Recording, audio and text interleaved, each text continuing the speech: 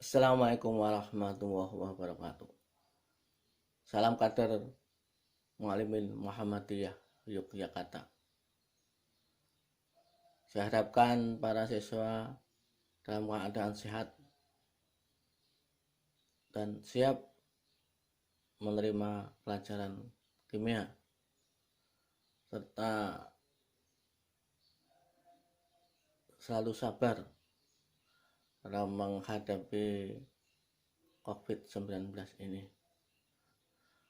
Untuk kali ini kita masih meneruskan mengenai redoks dan elektrokimia. Kali ini kita akan membahas tentang elektrolisis. Lisis yaitu terurai, senyawa-senyawanya terurai oleh adanya apa? Oleh adanya listrik. Jadi ini adalah contoh selnya. Ada anoda, ada katoda. Kita ambil elektrodanya itu yang inet. Nah, inet itu artinya tidak bereaksi. Kita menggunakan karbon. Yang berhubungan dengan, dari sini ada baterai, ada elektroda, sepasang elektroda. Ya, kemudian ada bejananya, ada wadahnya. Ya, wadahnya ini contohnya kita masukkan apa? Contohnya kita masukkan Ki, ya, dimasukkan Ki, kalium yodida. Jadi di sini dimasukkan kalium yodida, ya, Ki, ya. Ya, warnanya Ki, ya, dengan konsentrasi tertentu, ya, dengan konsentrasi tertentu. Kabel yang dihubungkan dengan baterai kutub negatif dinamakan katoda, yang dihubungkan dengan kutub positif dinamakan anoda. Di katoda selalu terjadi peristiwa apa? Selalu terjadi peristiwa reduksi. Di anoda selalu terjadi peristiwa apa? Terjadi peristiwa oksidasi. Ya. Kalau di dalam sel elektrolisis dikenal dengan kenap. Jadi katodanya negatif, anodanya positif. Jadi ini negatif. Yang dihubungkan dengan kutub positif adalah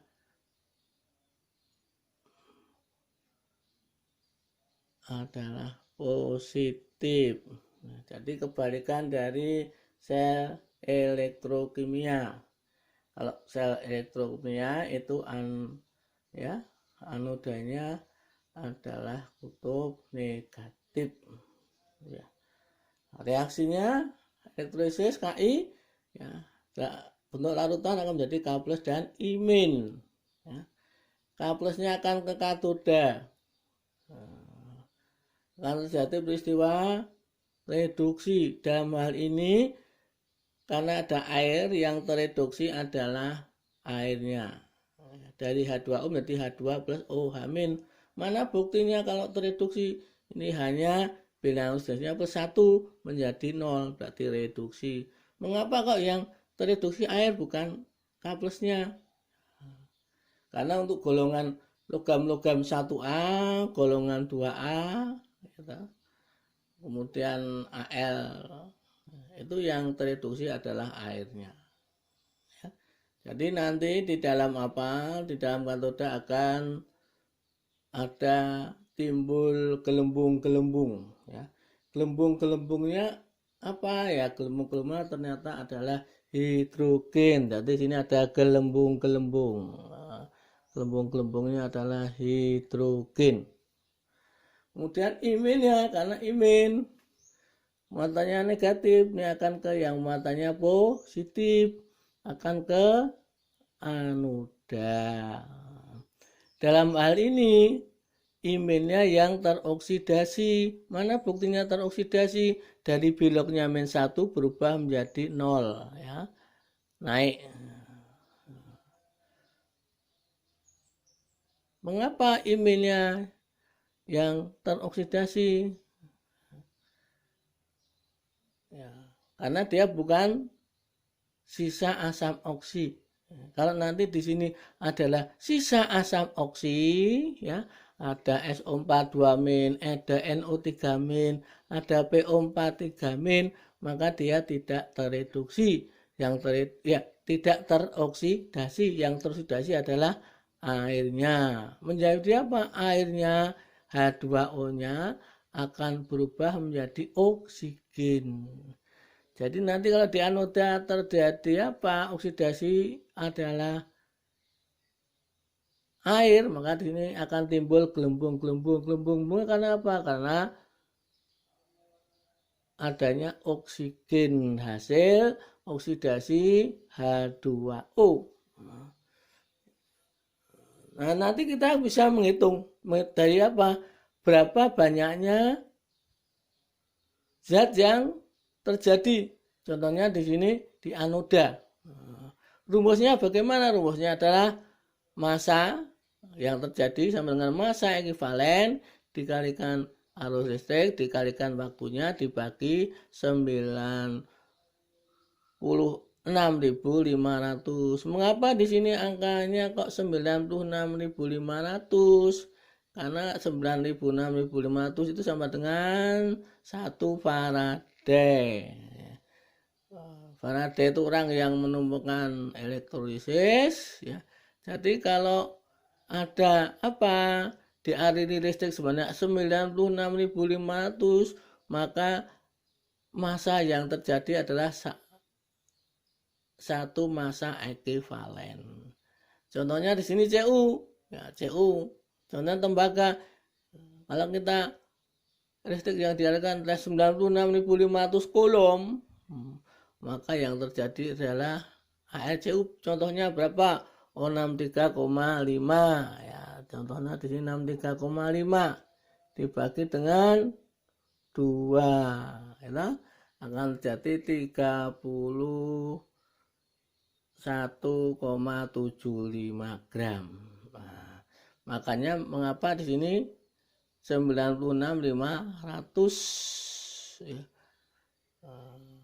Karena ini per satu massa ekivalen. Nah, kita kembali di sini kita KI tadi. I2 yang terjadi berapa? Kita hitung. Masanya berapa? MRI2, massa molekul reaktif iodium itu sama dengan 254. Mengapa kalau 254? Karena itu 127 kali 2 254, ya. Dibagi 2, ya. Contohnya ini arus listrik yang dialiri seberapa besar? 6 ampere. Prosesnya selama berapa? 1 jam. Sehingga di sini massa ekivalennya dikalikan 2 karena 2 ampere. 1 jam itu sama dengan 3.600 second dibagi 9,650, sehingga hasilnya 9,55 gram. Demikian untuk elektrolisis, ya. Kalian nanti pelajari tentang hukum Faraday. Baca tentang hukum Faraday, pelajari soal-soalnya.